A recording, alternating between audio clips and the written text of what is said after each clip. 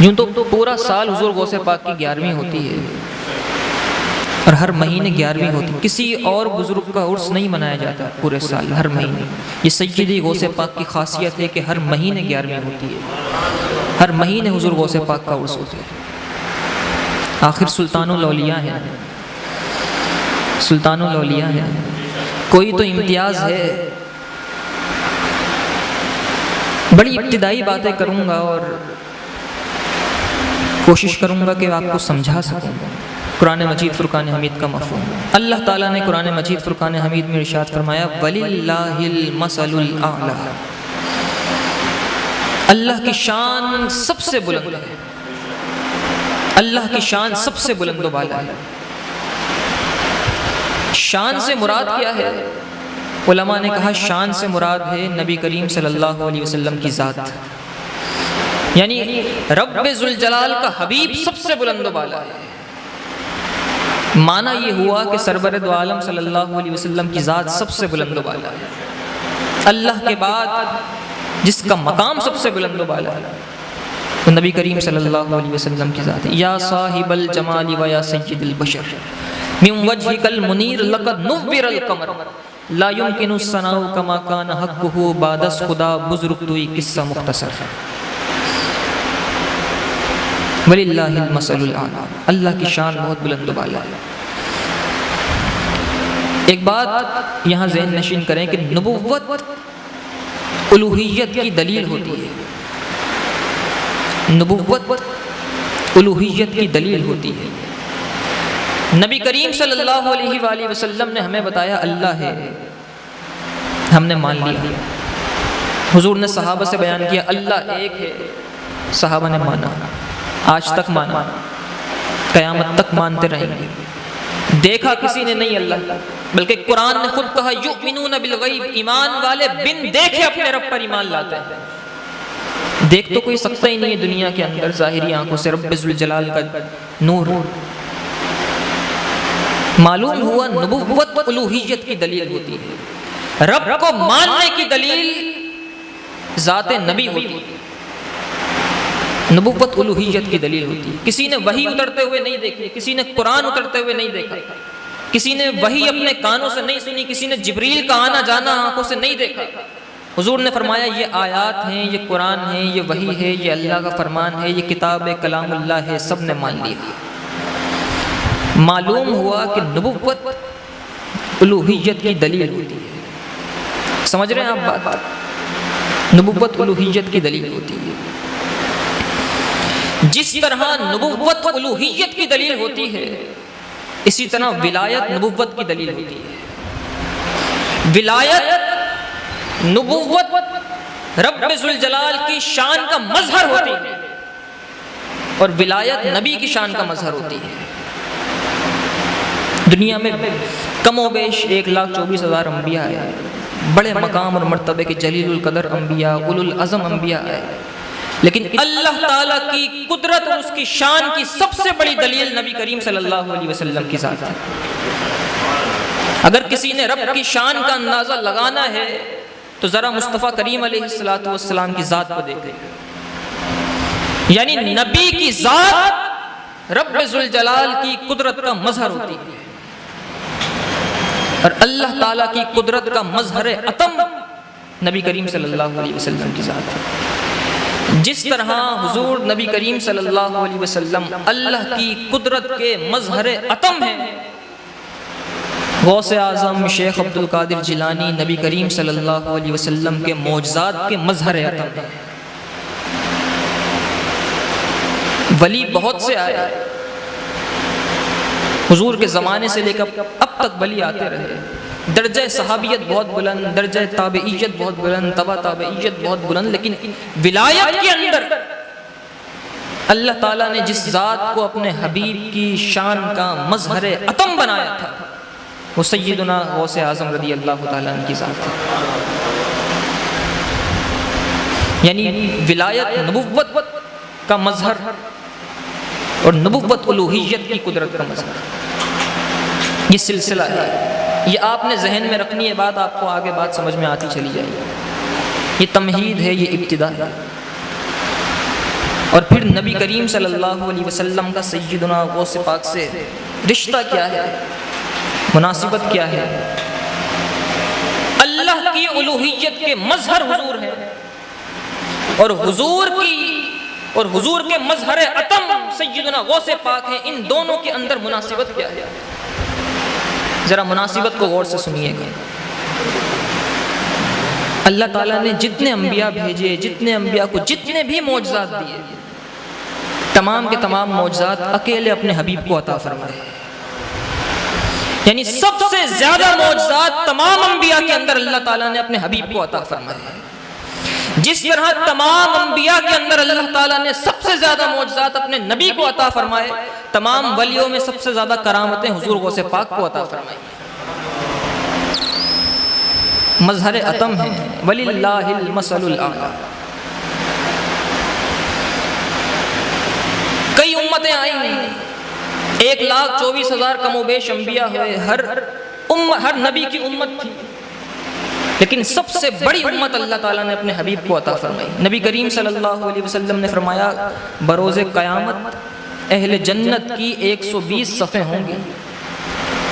اہل جنت کی صفیں جو بنیں گی 120، وہ ہماری مسجدوں کی صفوں کی طرح نہیں ہوں گی، ان صفوں کا حال اللہ جانتا ہے کیسی عظیم الشان۔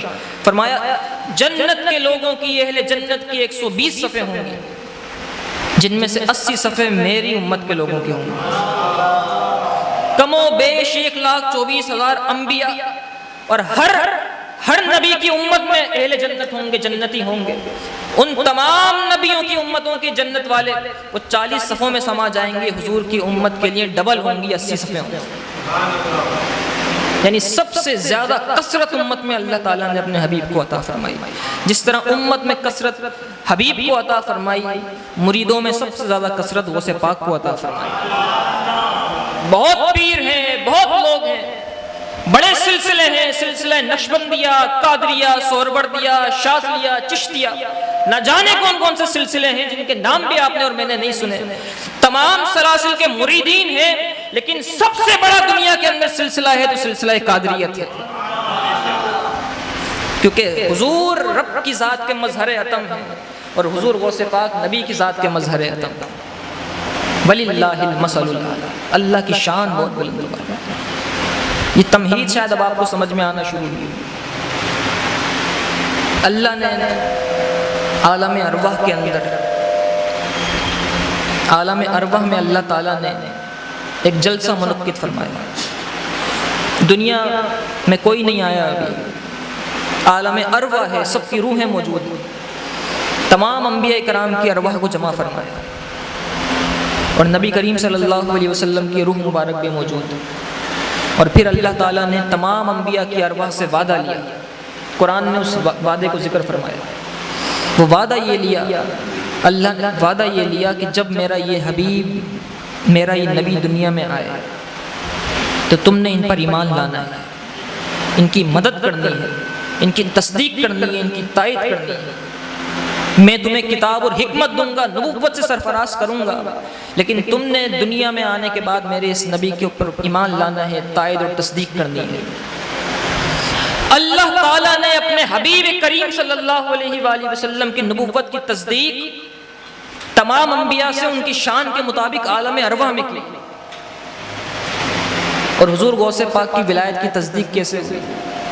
حضور کی نبوت کی تصدیق تمام انبیاء کے سامنے کی، اور سیدنا غوث پاک رضی اللہ تعالیٰ عنہ کی ولایت کی تصدیق یوں ہوئی کہ بغداد کے منبر پر حضور غوث پاک موجود ہیں اور ارشاد فرماتے ہیں قدمی حاذہی علی رقبۃ کل ولی اللہ، میرا یہ قدم دنیا کے تمام ولیوں کی گردنوں پر ہے۔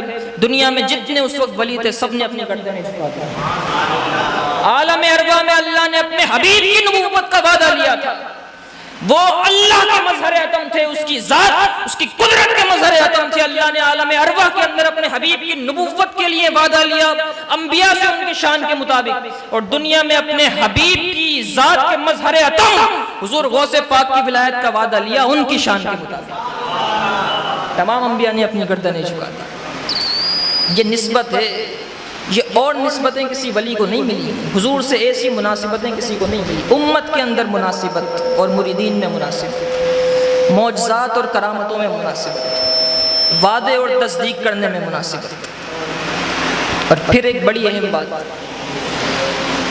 خواجہ خواجگان خواجہ معین الدین چشتی علیہ الرحمہ کا نام سب نے سنا۔ جب نام آتا ہے ادب سے آنکھیں جھک جاتی ہیں، نام آتا ہے ادب سے آنکھیں جھک جاتی ہیں۔ سلطان الہند ہیں، اور خواجہ معین الدین چشتی علیہ الرحمہ کو سلطان الہند بنانے والے غوث پاک ہیں، حضور غوث پاک۔ حضور غوث پاک بغداد میں موجود ہیں، ممبر پر موجود ہیں، اور ممبر پر حضور غوث پاک اعلان کرتے ہیں قدمی حاذی علی رقبتی کل ولی اللہ، میرا یہ قدم دنیا کے تمام ولیوں کی گردنوں پر ہے۔ ہندوستان میں خواجہ معین الدین چشتی علیہ الرحمہ موجود ہے، اور ہندوستان کے اندر خراسان کے علاقے میں ایک پہاڑ کے غار کے اندر آپ مراقبے کی حالت میں ہیں۔ بغداد سے حضور غوث پاک اعلان فرماتے ہیں، ہندوستان میں خواجہ معین الدین یہ اعلان سنتے ہیں، اور اعلان سننے کے بعد اپنی گردن کو جھکاتے ہیں اور فرماتے ہیں یا غوث پاک صرف گردن پر نہیں، میری آنکھوں میرے سر پر بھی آپ کا قدم ہے۔ حضور غوث پاک یہ منظر ہو رہا ہے ہندوستان کے اندر، خراسان کے پہاڑ کے غار کے اندر یہ منظر ہو رہا ہے۔ حضور خواجہ معین الدین چشتی علیہ الرحمہ اپنی گردن کو پہاڑ کے غار میں جھکا رہے ہیں ہندوستان کے اندر۔ حضور غوث پاک یہ منظر کو بغداد دیکھ لیتے ہیں، بغداد کے ممبر پر بیٹھ کے حضور غوث پاک منظر دیکھتے ہیں، اور اپنے مریدین سے فرماتے ہیں میں نے اعلان کیا تھا قدمی حاذی علی رقبتی کل ولی اللہ، میرا قدم تمام ولیوں کی گردنوں پر ہے۔ میں دیکھ رہا ہوں تمام ولیوں نے اپنی گردنیں جھکا دی ہیں، لیکن سب سے پہلے جس نے گردن جھکائی ہے وہ غیاث الدین کا بیٹا معین الدین ہے، اور اس گردن جھکانے کی وجہ سے عنقریب ہم معین الدین کو ہندوستان کی ولایت عطا کر دیں گے، ہندوستان کی بادشاہت عطا کر دیں گے۔ حضور غوث پاک نے فرمایا تھا ہندوستان کی بادشاہت مل گئی، اور کیسی ملی؟ حکومتیں آتی رہتی ہیں جاتی رہتی ہیں، لیکن ہندوستان کے سلطان خواجہ معین الدین ہیں، اور یہ میں اور آپ نہیں کہہ رہے۔ 1947 میں تقسیم ہند ہوا، بڑی تاریخ کی بات بتا رہا ہوں، تو غور سے سنیے گا۔ تقسیم ہند ہوا، پارٹیشن ہوا، پاکستان بنا، ہندوستان بنا، بر صغیر کے ٹکڑے ہوئے، پاکستان آزاد ہوا۔ تو آخری وائسرائے ہند جو تھا، ملکہ برطانیہ کی طرف سے ہندوستان پر حکومت کرنے والا وائسرائے ہو، اب تو صدر اور وزیر اعظم ہوتے، اس وقت وائسرائے حکمرانی کیا کرتے تھے۔ ہندوستان کا آخری وائسرائے جس نے اس تقسیم کا اعلان کیا تھا، لارڈ ماؤنٹ بیٹن جس کا نام تھا، جب وہ جانے لگا ہندوستان چھوڑ کے انگلستان جانے لگا، انگلینڈ جانے لگا، تو لارڈ ماؤنٹ بیٹن کہتا ہے کہ ہم نے 90 سال ہندوستان پر حکومت کی ہے۔ 1857 سے لے کر 1947 تک 90 سال بنتے ہیں، 90 سال ہم انگریزوں نے ہندوستان پر حکومت کی ہے، لیکن حقیقت یہ ہے کہ ہم صرف بظاہر حکومت کیا کرتے تھے، در حقیقت ہندوستان کی حکومت اس قبر کے ہاتھ میں ہے جو قبر اجمیر میں موجود ہے۔ وہ مزار تھوڑی کہتے ہیں، وہ تو قبر کہتے ہیں، اصل حکومت وہ قبر کرتی ہے جو اجمیر میں موجود ہے۔ اور خواجہ معین الدین چشتی علیہ الرحمہ کی طرف اشارہ کیا اس نے، اور یہ اشارہ کیوں کیا؟ کیوں ملی ہندوستان کی ولایت، کیوں ملی ہندوستان کی سلطنت خواجہ معین الدین چشتی علیہ الرحمہ کو؟ حضور غوث پاک کے فرمان پر اپنی گردن چڑھائی۔ امام اہل سنت اعلیٰ حضرت نے فرمایا نا، مزرعے چشت و بخارا و عراق و اجمیر، کون سی کشت پہ برسا نہیں جھالا تیرا۔ فرمایا جتنے بھی سلسلے ہیں، جتنے سلاسل ہیں، سب کے سب کو فیض غوث پاک کے دربار سے ملتا ہے۔ ہر فصل کے اوپر فرماتے ہیں، ہر فصل کے اوپر، ہر باغ کے اوپر، چاہے چشت کا باغ ہو، اجمیر کا باغ ہو، عراق کے اولیاء کا باغ ہو، بخارا کے اولیاء کا باغ ہو، باغ جو بھی کوئی ہو، اسے سیراب کرنے والی بارش غوث پاک کے دربار سے آتی ہے۔ مزرعے چشت و بخارا و عراق و اجمیر، کون سی کشت پہ برسا نہیں جھالا تیرا۔ یہ شان ہے غوث پاک، تقدیر بدلنا غوث پاک کا کام ہے۔ سیدی غوث پاک نے فرمایا میرا مرید مشرق میں ہو، پریشانی کے عالم میں ہو، مشکل میں آ جائے، میں مغرب میں ہوں اور مغرب سے وہ مجھے پکارے، میں مشرق سے مغرب جا کر اس کی مدد کرتا ہوں۔ اور میں مغرب میں ہوں، میرا مرید مشرق میں ہو، اور مشرق میں رہتے ہوئے میرا مرید پریشانی میں آ جائے، مشکل میں آ جائے، مجھے پکارے، ایک مرتبہ کہے یا غوث المدد، یا غوث اعظم مدد کیجئے، میں مغرب سے مشرق پہنچ کر اس کی مدد کرتا ہوں۔ حضور غوث پاک کی ارادت میں آنے کا طریقہ کیا ہے؟ مرید بننے کا طریقہ کیا ہے؟ کوئی لمبا طریقہ نہیں۔ غوث پاک نے فرمایا جو اتنا کہہ دے میں تیرا ہوں وہ میرا ہے، جو مجھے اپنا کہہ دے، جو مجھے اپنا کہہ دے وہ میرا ہے، اور میرا کوئی مرید اس وقت تک نہیں مرے گا جب تک وہ ایمان نہ لے۔ ایمان کی حالت میں میرا ہر مرید مرے گا۔ آپ بھی کہہ دیں یا غوث پاک ہم آپ کے ہیں، ہم آپ کے ہیں۔ حضور غوث پاک نے فرمایا جو اتنا کہہ دے میں آپ کا ہوں وہ میرا ہو گیا، وہ میرے مریدوں میں شامل ہو گیا۔ ایک بزرگ گزرے ہیں حضرت شیخ عباس دباغ رحمۃ اللہ تعالی علیہ، حضور غوث پاک کے زمانے کے بزرگ ہیں، زمانہ ایک ہی ہے، بلکہ حضور غوث پاک کے مشائخ میں شامل ہیں، آپ کے شیوخ میں شامل ہیں، حضرت عباس دباغ رحمۃ اللہ تعالی علیہ۔ اور جوانی میں حضور غوث پاک حضرت عباس دباغ رحمۃ اللہ تعالی علیہ کی بارگاہ میں آیا کرتے تھے، ان کے پاس آ کے بیٹھا کرتے تھے۔ اتنی شان کے مالک ہیں حضرت عباس دباغ رحمۃ اللہ تعالی علیہ۔ حضرت عباس دباغ کے بہت مریدین تھے۔ ایک دن حضرت عباس بیٹھے تھے، ایک مرید آپ کے پاس آیا اور آ کر کہنے لگا کہ اے میرے پیر و مرشد، تجارت کرنا چاہتا ہوں، کاروبار کرنا چاہتا ہوں، اور کسی علاقے میں اپنا مال تجارت، اپنے کاروبار کا سامان لے کر جانا چاہتا ہوں، وہاں جا کے بیچنا چاہتا ہوں اپنا سامان، ذرا یہ بتائیں میرے لیے مناسب رہے گا، فائدہ مند رہے گا، میرے لیے نقصان دہ ہوگا؟ حضرت عباس دباغ ولی کامل، انہوں نے آنکھیں بند کی، مراقبہ کیا، لوح محفوظ کو پڑھ لیا۔ آپ سمجھے نہیں شاید، آپ نے مراقبہ کیا اور اس مرید کی قسمت میں جو ہونا تھا، جو اللہ نے اس کی قسمت میں لکھا تھا لوح محفوظ کے اندر، وہ پڑھ لیا۔ اپنے اس مرید سے کہا کہ جانے کی ضرورت نہیں ہے، قسمت میں تمہارے لیے صحیح نہیں ہے، لوح محفوظ میں صحیح لکھا نہیں ہے، لکھا یہ ہے قسمت میں تمہاری کہ تم جاؤ گے مال لے کر، راستے میں ڈاکو آئیں گے، تمہارا مال لوٹ لیا جائے گا، تمہیں تلوار سے قتل کر دیا جائے گا۔ میں نے لوح محفوظ پر یہ پڑھا ہے، یہ دیکھا ہے میں نے لوح محفوظ، جانے کی ضرورت نہیں ہے۔ ہم کیا کرتے ہیں کہ کام ہوتا ہے کسی عالم کے پاس چلے جاتے ہیں، ہمارے حق میں جواب آ جائے تو صحیح، اور نہیں آئے تو کسی اور کے پاس چلے جاتے ہیں، شاید وہاں سے مل جائے صحیح، پھر کہیں اور چلے جاتے ہیں۔ زمانہ غوث پاک کا تھا، اپنے پیر سے جواب نہیں ملا، اس نے کہا کہ پھر وہاں چلے جائیں جو قسمتوں کو پلٹتے ہیں۔ وہ آ گیا سیدنا غوث پاک رضی اللہ تعالیٰ عنہ کی بارگاہ۔ حضور غوث پاک اس وقت وعظ اور نصیحت فرما رہے تھے۔ حضور غوث پاک سے آ کے اس نے عرض کی یا غوث پاک میں تجارت کرنا چاہتا ہوں، فلاں علاقے میں اپنا مال لے کر جانا چاہتا ہوں، میں چاہتا یہ ہوں کہ اس علاقے میں جاؤں اور وہاں تجارت کروں، خرید و فروخت کروں، ذرا یہ بتائیے کہ میں جاؤں کہ نہ جاؤں؟ غوث پاک نے فرمایا جاؤ، فائدہ بھی ہوگا، نفع بھی ہوگا، صحیح سالم واپس پلٹ کے آ بھی جاؤ گے۔ لوح محفوظ کو دیکھا نہیں، دیکھا نہیں، لوح محفوظ پر مراقبہ نہیں کیا، واز فرما رہے تھے، بیان فرما رہے تھے، نصیحتیں فرما رہے تھے لوگوں کو، بیچ میں سے ایک نے سوال کیا اور آپ نے فرمایا جاؤ، نفع بھی ہوگا، فائدہ بھی ہوگا، چلے جاؤ۔ اس نے کہا غوث پاک نے فرما دیا اب کیا ضرورت؟ اس نے سامان لپیٹا، چلا گیا تجارت کی، بڑا مال کمایا، اشرفیاں، سونے کے ہیرے جواہرات کما کے واپس لایا۔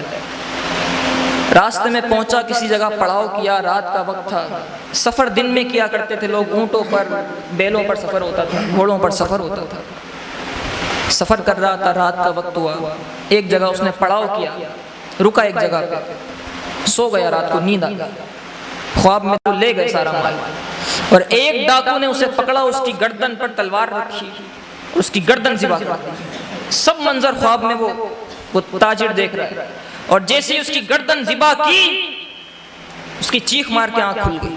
اس نے دیکھا صحیح، اللہ کا شکر ادا کیا کہ ہاں یہ سب خواب کے ماجرے تھے، شکر ہے حقیقت میں ایسا کچھ نہیں ہوا۔ واپس پلٹا، حضرت عباس دباغ رحمۃ اللہ تعالیٰ علیہ کی بارگاہ میں آیا اور تحائف لے کر آیا، کیونکہ پیر وہی تھے، مرید تو انہی کا تھا۔ تحائف لے کر آیا حضرت عباس دباغ کی بارگاہ میں اور کہا حضرت تجارت کے لیے گیا تھا، آپ نے تو فرمایا تھا کہ ہلاک ہو جاؤ گے، مار دیا جائے گا، قتل ہو جاؤ گے، تمہارا مال لوٹ لیا جائے گا، لیکن شاید پیچھے آپ نے میرے لیے دعا کی تھی اور آپ کی دعا ایسی قبول ہوئی، واپس لوٹا ہوں، صحیح سالم لوٹا ہوں، یہ مال یہ میری طرف سے کچھ ہدیہ لے لیجیے، تحائف لے لیجیے۔ تو حضرت عباس دباغ نے کہا مجھے مت دو، یہ غوث پاک کی بارگاہ میں لے جاؤ۔ فرمایا جو میں نے تمہیں بتایا تھا، جو میں نے تمہیں کہا تھا کہ تمہارا مال لوٹا جائے گا، تمہیں قتل کیا جائے گا، ڈاکو حملہ کریں گے، یہ سب تمہاری قسمت میں لکھا تھا، لیکن سیدنا غوث پاک نے کہا تھا جاؤ نفع ہوگا۔ وہ محبوب سبحانی ہے، رب نے اپنے حبیب کی زبان سے جو کلمہ نکلا تھا اس کے صدقے میں تیری تقدیر کو پلٹ دیا۔ لکھا وہی تھا جو میں نے بیان کیا تھا، لیکن محبوب کی زبان سے جب بات نکلی تو اللہ تعالیٰ نے تیری تقدیر کو بدل کے رکھ دیا۔ جاؤ یہ تحائف غوث پاک کی بارگاہ میں لے جاؤ۔ پیاروں کی زبان سے، لاڈلوں کی زبان سے کوئی بات نکل جائے تو رب رد نہیں کرتا۔ فرمایا کہ جو ہونا تھا حقیقت میں ہونا تھا اور اللہ نے لکھ دیا تھا، اللہ کا کام ہو کر رہتا ہے، اللہ نے اسے حقیقت سے بدل کر وہ کام خواب میں کر دیا، تاکہ اللہ کا کام بھی ہو جائے، تیری تقدیر بھی بدل جائے، تقدیر بھی پلٹ جائے۔ یہ مقام ہے، یہ منصب ہے حضور غوث پاک۔ اور علمی مقام کیا ہے؟ ہم تو علم سے دور بھاگتے ہیں، صرف کرامتیں سن لی اور بس۔ حضور غوث پاک عالم کیسے تھے؟ علم کیسا تھا؟ حضرت امام جوزی علیہ الرحمہ منبر پر بیٹھے اور آپ نے تفسیر بیان کرنی شروع کی قرآن کی۔ قرآن کی ایک آیت پڑھی، اس کی تفسیر بیان کی۔ فرمایا قرآن کی ایک آیت کی تفسیر یہ ہے، پھر اسی آیت کی ایک اور تفسیر بیان کی۔ آج تو کوئی ایک آیت کی ایک تفسیر بھی نہیں بیان کر سکتا۔ امام جوزی اپنے وقت کے امام، اتنے بڑے عالم، اپنے وقت کے مفتی اعظم، آپ نے تفسیر بیان کی ایک آیت، پھر اسی آیت کی دوسری تفسیر بیان کی، پھر اسی آیت کی تیسری تفسیر بیان کی، اور آپ نے فرمایا کہ یہ ایک آیت ہے لیکن اللہ کے کرم سے میں نے 3 تفاسیر بیان کر دی، اور کوئی ہے جو اس کے علاوہ کوئی بیان کر سکتا ہو؟ مجمع پر سناٹا چھا گیا۔ کس کے پاس علم؟ امام جوزی کے مقابلے میں کون ہے جنہوں نے اتنی کتابیں لکھی؟ آج تک ان کی کتابیں پڑھی اور پڑھائی جاتی ہیں، امام ابن جوزی کی۔ آپ نے کہا ایک آیت ہے لیکن اللہ کے کرم سے 3 تفاسیر بیان کی، اور کوئی ہے جو بیان کرے؟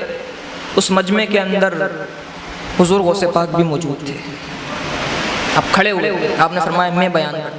آپ تشریف لائے اور آپ نے اس کی ایک تفسیر بیان کی، دوسری بیان کی، تیسری بیان کی، چوتھی بیان کی۔ آیت ایک تھی، حضور غوث پاک نے 10 تفاسیر بیان کر دی، پھر 10 اور بیان کر دی، 20 تفاسیر اس آیت کی بیان کی، پھر 10 اور بیان کی، اسی آیت کی 30 تفاسیر بیان کر دی۔ امام ابن جوزی حضور غوث پاک کی زبان کو دیکھ رہے تھے، کس طریقے سے حضور غوث پاک آیت ایک ہے، قرآن کی ایک آیت ہے لیکن ایک کے بعد دوسری، دوسری کے بعد تیسری، 30 تفاسیر بیان کر چکے، پھر 40 تفاسیر غوث پاک نے بیان کی۔ آیت ایک تھی، 40 تفاسیر حضور غوث پاک نے بیان کی اس آیت کی، اور جب 40 تفاسیر ہو گئی پھر حضور غوث پاک نے فرمایا یہ تو کال تھا، یہ تو ہمارا کال تھا، ہم باتیں کر رہے تھے، اب ذرا حال کی طرف آؤ۔ علم 2 ہوتے ہیں، ایک علم کال ہوتا ہے، ایک علم حال ہوتا ہے۔ ایک علم حال وہ ہوتا ہے جس کا تعلق دل سے ہوتا ہے، جو مرید کو دل سے دیا جاتا ہے۔ ایک وہ علم ہوتا ہے جو زبان کے ذریعے دیا جاتا ہے۔ غوث پاک نے فرمایا یہ تو 40 تفاسیر جو میں نے بیان کی علم کال تھا، آؤ علم حال کی طرف۔ اور آپ نے علم حال کے کر پڑھا بسم اللہ الرحمن الرحیم، اسی وقت مجمع سے 40 جنازے اٹھے۔ یہ روحانیت تھی حضور غوث پاک کی، یہ روحانیت تھی، یہ مقام اور یہ مرتبہ تھا سیدنا غوث پاک۔ اور جو مانگیں غوث پاک کے دامن سے یوں وابستہ ہو جائیں، جو مانگیں غوث پاک سے،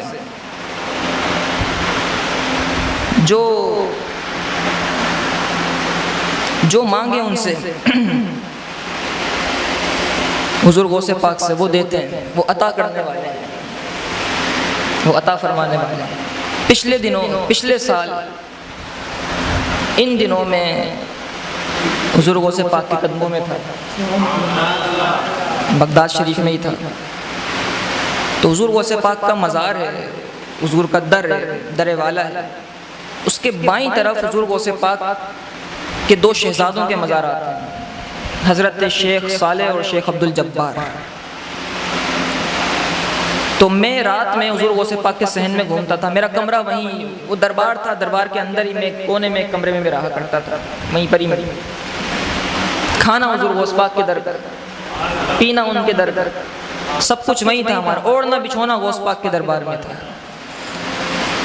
حضور غوث پاک رضی اللہ تعالیٰ عنہ کے صحن کے اندر جو ان کے شہزادوں کے مزارات تھے، ان کے باہر ایک مجاور بیٹھتے تھے، ان کا نام تھا شیخ خالد۔ ان سے میری عربی تھے، ان سے میری دوستی ہو گئی ہے، روزانہ جاتے ان سے بات کرتے، عربی میں بات کرتے، مجھے الحمدللہ عربی آتی تھی تو ان سے عربی میں بات کرتے، بڑی اچھی ان سے دوستی ہو گئی۔ حضرت شیخ صالح کے مزار کے اندر ایک اژدہے کا منہ لگا ہے، تو یہ سانپ، یہ اژدہا ہے جس کا منہ حضرت شیخ صالح کے مزار کی دیوار پہ لگا ہے، یہ سانپ حضور غوث پاک کا مرید تھا، اور حضور غوث پاک کے زمانے کا ہی یہ سانپ تھا۔ یہ سانپ آ گیا حضور غوث پاک کی خانقاہ کے راستے میں، اور لمبا لمبا آ کے بیٹھ گیا، لیٹ گیا راستے میں۔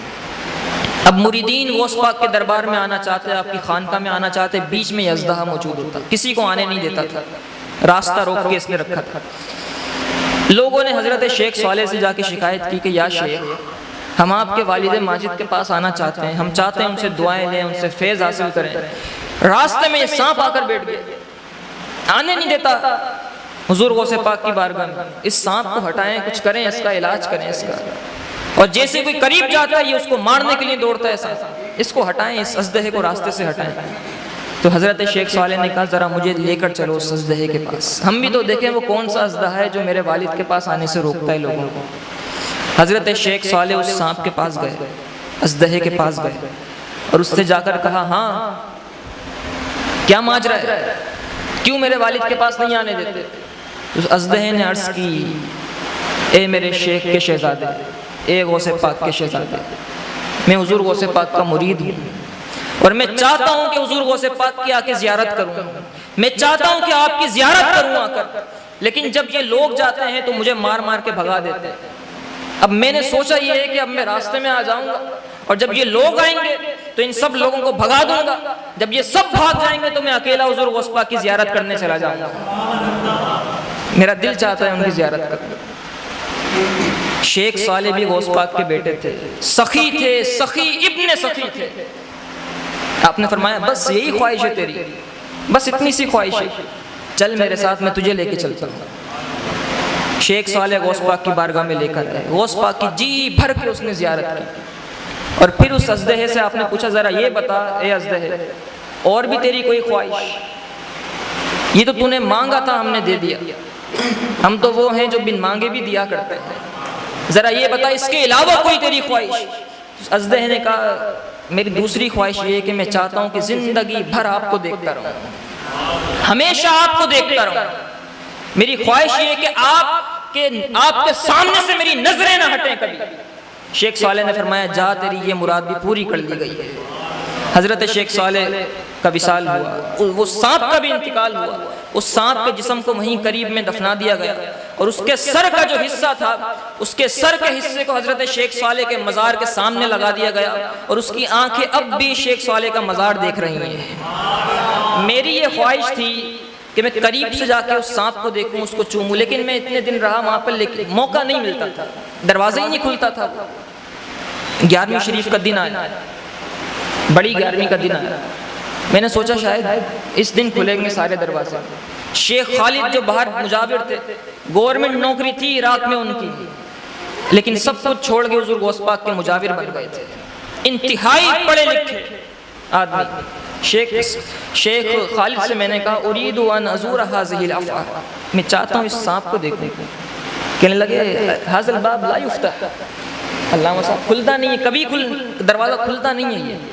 میں نے کہا ولیکن اریدُ ان ازور، انا غریب لیس من الہاہنا، انا جاء من الپاکستان جئت من الہاہنا، اریدُ ان ازور هذا الافعار، میں دیکھنا چاہتا ہوں سانپ کو، میں چاہتا ہوں اس سانپ کی زیارت کروں۔ فرمایا انہوں نے کھلتا نہیں ہے دروازہ۔ میں نے کہا شہزادے کا دروازہ ہے تو کیوں نہ غوث پاک کی بارگاہ میں عرض کرتے ہیں۔ یا غوث پاک آئے ہیں تو پھر یہ سانپ بھی دکھائیں قریب سے. دور سے تو دکھتا تھا لیکن ہم جنہیں چشمہ لگا ہو اور جن کے نمبر نظروں میں ہوں، آنکھوں میں جن کے نمبر ہوں، وہ دور سے کیا صاف نہیں دکھتا بالکل بھی. اور پھر لوہے کا دروازہ، پھر شیشے کا دروازہ، پھر بیچ میں مزار شریف، پھر اس کے بعد دیوار، اس دیوار پہ سانپ. قریب سے دیکھنے کی بات الگ ہوتی ہے، اس کو چومنے کی بات الگ ہوتی ہے. میں نے غوث پاک کی بارگاہ میں جا کے عرض کی، یا غوث پاک میرے واپس جانے سے پہلے مجھے زیارت کرا دیجیے. ہماری آخری رات تھی اور ہمیں اس رات شاید 4 بجے واپس آنا تھا پاکستان، اور رات کو 2 بجے میں حضور غوث پاک کے صحن میں گھوم رہا تھا. غوث پاک کے صحن میں گھوم رہا تھا. تو یہ جو گھی کی کمپنی، کسان گھی کی کمپنی، اس کا جو مالک ہے، اس شخص کا، یہ غوث پاک کا بہت بڑا عاشق ہے. پورے مہینے غوث پاک کے لنگر خانے میں اسی کا لنگر چلتا ہے. تو یہ جس رات ہمیں آنا تھا اسی رات ان کی بھی واپسی تھی. ان کے لیے وہ شیخ صالح کا دروازہ کھول دیا گیا اور سب سیکیورٹی تھی، جانے کے لیے کسی کو اجازت نہیں تھی کہ اندر جاتا. شیخ خالد نے دور سے مجھے دیکھا گھومتے ہوئے حضور غوث پاک کے صحن کے اندر. آواز دی، یا عسجد این انت تعال الی الباب یفتح. زور دور سے آواز لگی، کہاں گھوم رہے ہو بھائی، ادھر آؤ، جا کے زیارت کرو، دروازہ کھول دیا گیا. میں بھاگتا ہوا گیا اور اس کمرے کے اندر چلا گیا. جو مانگو دیتے ہیں، جو مانگو عطا کرتے ہیں، ان کے یہاں کمی تھوڑی ہے. دنیا کیا آخرت کی چیزیں بھی مانگ لو تو وہ عطا کر دیتے ہیں. اور غوث العالم ایسے ہیں، دنیا میں تو حاجت روائی کریں گے، بروز حشر بھی اپنے نانا جان سے اپنے مریدوں کو بخشش کے پروانے لے کر عطا کریں گے. حضور غوث پاک کے دامن سے وابستہ ہو جائیے، کہ دامن سے لگ جائیے. مشکل پیش آئے تو غوث پاک کا نام لیجیے، مشکلیں حل ہو جائیں گی. پریشانیاں کبھی آزما کر دیکھیے، کر کے دیکھیے. کبھی امام اہل سنت نے فرمایا، حسن نیت ہو خطا پھر کرتا ہی نہیں، آزمایا ہے یگانا ہے دوگانا تیرا. قصیدہ غوثیہ اور صلاۃ غوثیہ پڑھ کے دعا مانگ کے دیکھیے، دعا قبول نہ ہو پھر کہیے گا. حضور غوث پاک کا اپنا دیا ہوا وظیفہ، پکار کے دیکھیے ان کو. اور چونکہ یہ محفل حضور بڑے استاد صاحب قبلہ امیر المجاہدین شیخ الحدیث تفسیر استاذ العلماء حضرت علامہ مولانا حافظ خادم حسین رضوی رحمہ اللہ کے ایصال ثواب کے لیے بھی ہے، تو ان پر جو قادریت کا رنگ تھا، کچھ ایسی باتیں ہوتی ہیں جو خاص لوگوں میں کی جاتی ہیں. اب آپ نے حضور غوث پاک کی اتنی باتیں سن لی، آپ بھی خاص ہو گئے، تو میں ان کی ایک خاص بات ذکر کرتا ہوں. حضور غوث پاک کی پہلے ایک بات سنیے گا، پھر آپ کو یہ بات سمجھ آئے گی. سیدی غوث پاک کے زمانے میں عباسی خلفاء کا دور تھا، عباسیوں کا دور حکومت چل رہا تھا. حضور غوث پاک کا دور جو تھا، اور کسی عباسی خلفاء نے وہ بڑی لوٹ مار مچائی ہوئی تھی پورے عراق میں، پورے عرب کے اندر. اس نے لوٹ مار کر کے بڑا مال جمع کیا ہوا تھا. ایک دن اس عباسی خلیفہ نے حضور غوث پاک کی بارگاہ میں اشرفیاں بھیجی تحفے کے طور پر، کہ انہیں تحفہ دے کر آتا. وہ عباسی خلیفہ، اس نے حضور غوث پاک کی بارگاہ میں وہ تحائف لا کر دیے، وہ اشرفیاں لا کر دی. تو حضور غوث پاک نے وہ جلال سے وہ اشرفیوں کی تھیلی اٹھائی اور اس کو یوں دبایا، تو اس اشرفیوں کی تھیلی سے خون ٹپکنے لگا. حضور غوث پاک جلال میں آ گئے. آپ نے فرمایا، لوگوں کا خون چوس کر ہمیں تحائف لا کر دیتے ہو. اگر مجھے حضور کی قرابت کا خیال نہ ہوتا تو اس تھیلی کو اتنا نچوڑتا کہ یہ خون تیرے محل تک چلا جاتا. یہ آپ کا اعلائے کلمت الحق تھا، حق کی آواز کو ڈرتے نہیں تھے کسی سے.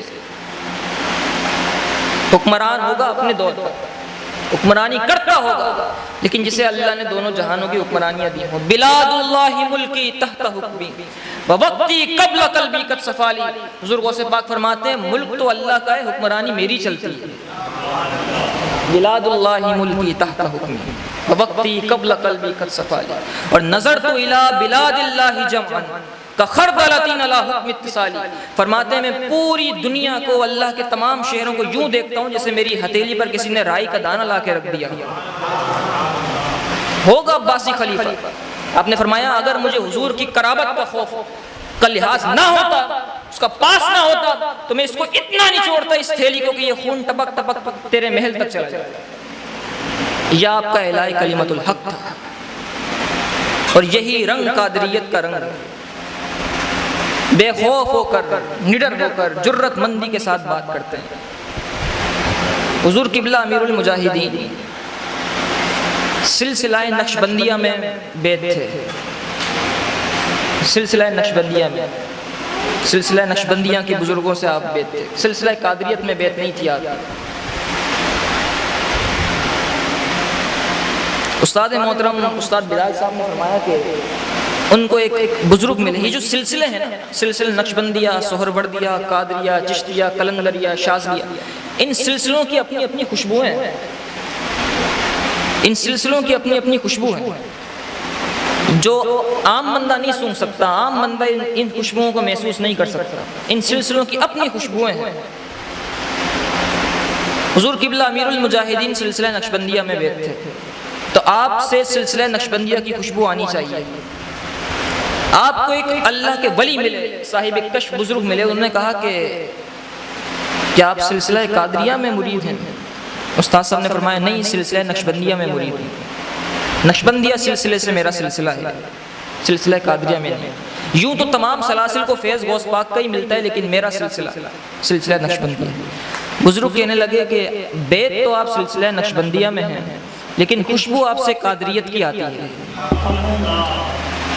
خوشبو آپ سے قادریوں کی آتی ہے، جو لگتا یوں ہے کہ آپ سلسلہ قادریہ کے اندر مرید ہیں۔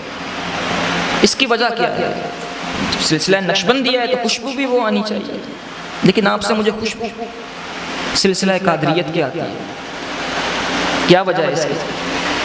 تو استاد صاحب نے فرمایا کہ اس کی وجہ یہ ہے کہ 15 سال تک میں نے حضرت پیر مکی علیہ الرحمہ کے مزار پر انوار پر خطابت کی ہے، اور حضرت پیر مکی کا مزار لاہور میں ہے، اور آپ برے صغیر پاکستان اور ہندوستان میں سلسلہ قادریت کے سب سے بڑے منبع اور ماخذ ہیں۔